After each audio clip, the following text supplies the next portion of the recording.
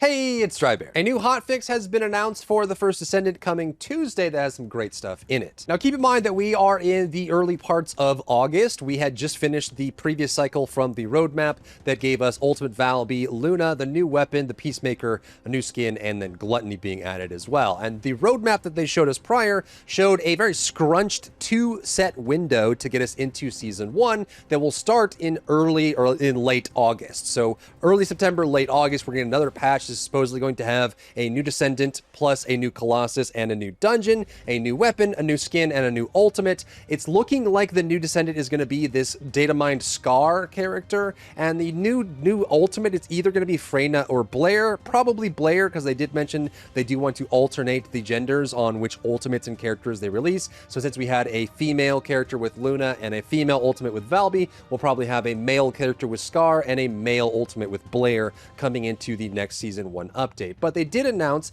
that next week on Tuesday, we're going to be getting a hotfix, and this hotfix isn't a massive content update, but it's got a lot of great stuff in it that you're absolutely going to love. So let's run through this really quickly. They're going to be going into the infiltration operation, the dungeons, and removing grappling hook disabled and jump disabled. So if you aren't quite at end game yet, there is an option for the hard infiltration missions at the end of the game that allow you to increase the difficulty of that dungeon to increase your kill score. As your kill score goes up, you get a higher chance at more stabilizers and more amorphous materials, giving you a much better farming chance. However, there are some of these negatives that you can choose that are just not ever chosen because they either make the dungeon impossible or they make it very unpleasant. The three least popular ones, I would say, are jump disabled, grappling hook disabled, and sprint disabled. It just makes the dungeon feel slow, and as you can probably imagine, for some of the infiltration operations, having no grappling hook is impossible because there are some areas where you have to grapple over large gaps in order to get through it, and so it just gets ignored, and because of that, they're deciding that they don't want to include it in the game at all. Grappling hook disabled and jump disabled are being removed entirely. They're also going to be doing a change that I am really happy with, in that the select all option will no longer be deselected when you are making changes to the difficulty selection. And this one is massive. This one drives me nuts. So if you didn't know, over here on the right side, you can actually re-roll these options. So normally you have a kill score modifier of 100%. If you turn these on, it'll be like 150. You can spend gold to re-roll these, which will give you a different value. Some dungeons you need like 210%. Some dungeons you need 250%. It all depends on the dungeon and how much score you're looking for in order to get the loot that you want. The problem is every time you re-roll, it deselects all of these options. So rather than like clicking this and then rolling over and over, you literally have to re-roll, click this, re-roll, click this, re-roll, click this. A minor thing to be sure, but I think it's nice that they're going to be changing this. So once it's selected, you can just re-roll until you get the status modifiers you're looking for and the total kill score that you want. They also generally say they want to improve a lot of the dungeons that are getting bad feedback right now, like removing some of these stand-in-place, capture point domination, and occupation tasks. So like a lot of the dungeons have these moments where you have to stop, stand in a circle for a long period of time. And they said they want to move further away from standing in circles and further towards destroying enemies and eliminating targets, just to make it a little bit more engaging as far as that goes. They also want to give us more preset selections on these. This could be a good thing or it could be a bad thing. Usually you just roll these options until you get ones that are fine. I don't know if preset is going to be the way to go. Like maybe there's a preset for 250%, a preset for 240, 230, 220, and they just set that up that way.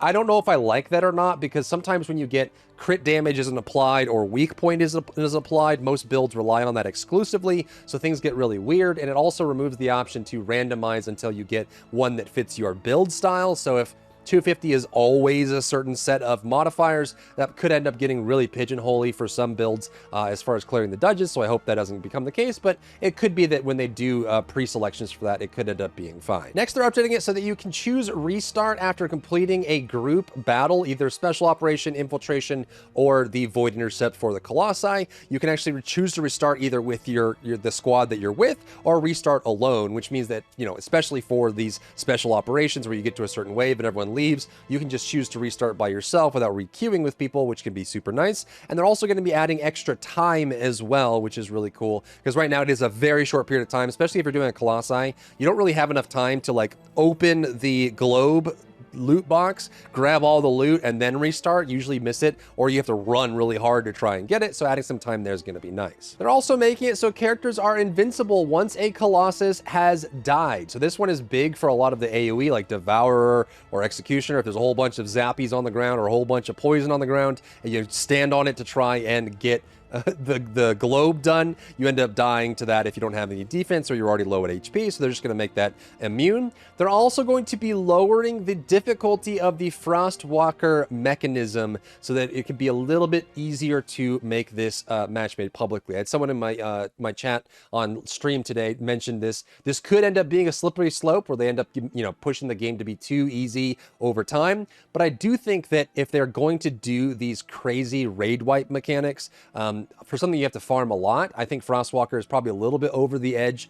It's definitely, like, the mechanic isn't difficult. If you have a group that knows what they're doing, it's not a big problem. The big hurdles are, one, you need to be able to break the parts on him fast enough to get the orbs, and two, you need to be able to get the orbs in time. You don't even need to group up. There's still time to go and rescue everybody. The problem is when, you know, you have people that join the group, they don't know Frostwalker, they don't shoot the parts to break them, so you never get any orbs, or they pick up the orbs not knowing what they are, and then you don't not able to do it. I'm not sure how they're going to adjust it. It probably would be best for them to just say that maybe you only need 3 orbs or 4 orbs to get the buff to break people out of the ice, like rather than 6. Maybe that's enough, and then it's a little less pressure to try and break the parts, but you still have to do the mechanic. But we'll see what they end up changing over the time. Special operation AFK players will be moved to the abort selection automatically. So when you finish a special operation and you finish a wave segment, you have the option to continue or go to abort. The people that are AFK, I guess if they didn't get filtered out by the AFK mechanic, they would then just be automatically set to abort, so they don't continue, so you get them out of the match sooner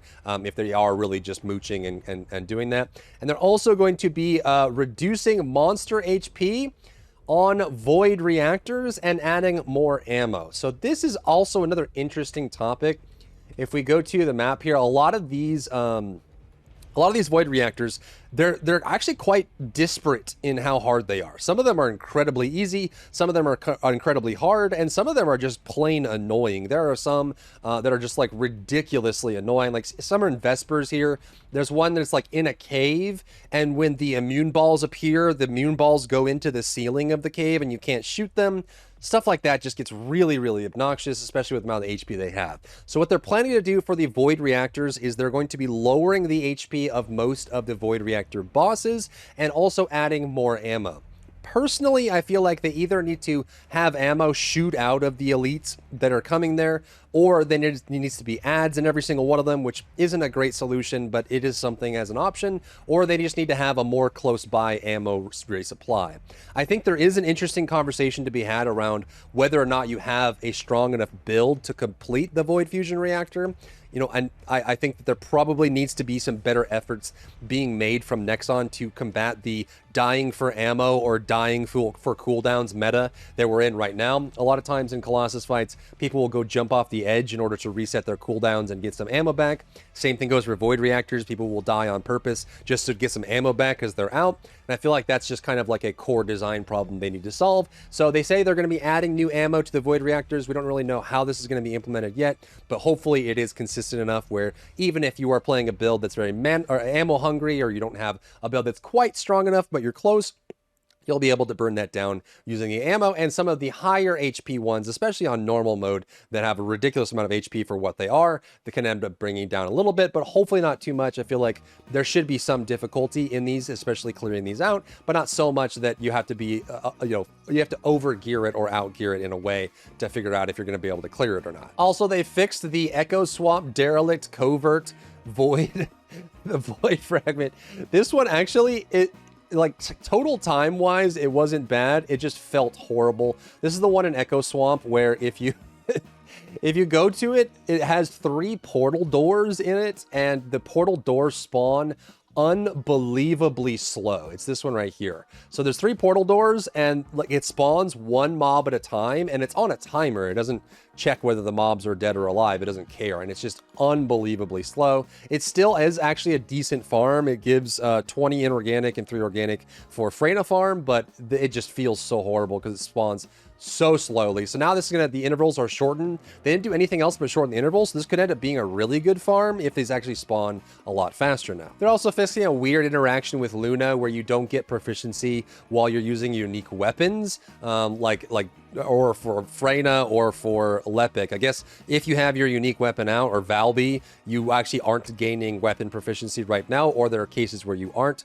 so they'll be fixing that in the hotfix. They're also fixing a long-term gripe of mine when it comes to the tooltips. They're doing two things with tooltips, which is pretty cool. They are going to make the tooltips appear faster, and they're also going to get rid of this situation right here. So you see how I go to the, I'm on 1440 here, but if you go to the tooltip for this reactor, I can't see both of the rolled stats. I have to scroll down on the tooltip to see the second one. And when you're going through thousands of reactors a day, trying to filter through them and get rid of them, like this one doesn't, that one doesn't, this one does, this one doesn't, they end up going over the edge, and it just makes things so much worse. Until we get better looting options, this is just kind of a small thing, but it's very nice to be able to hit this. And I think it goes to show that they are reading community discussions around the game and what complaints people have to try and make the game better, which is a really nice thing to see in a game like this. Then they briefly touch on the fact that they want more variety, accessibility in the game for weapon builds and character builds. So they are talking about potentially letting you set up unique sockets, catalyzed sockets for each loadout page. Apparently they say that they want it to be like consistent across all three loadouts. So if you go to like a weapon loadout, right? So, whatever, let's grab like a blank weapon here. So you go to this and you go to a weapon loadout and you check it out. You're going to have like empty, empty, empty, but you see the catalyzed sockets are the same.